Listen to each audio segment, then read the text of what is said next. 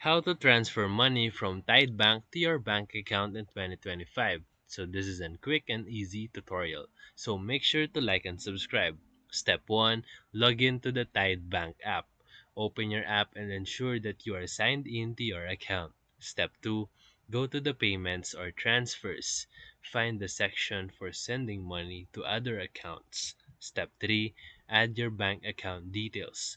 Enter your bank's account number, sort code, or IBAN depending on your country.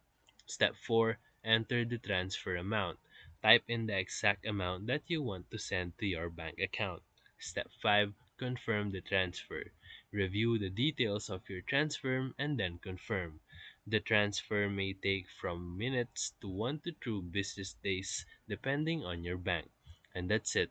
So if this video helped you, feel free to like and subscribe for more videos. Thank you for watching.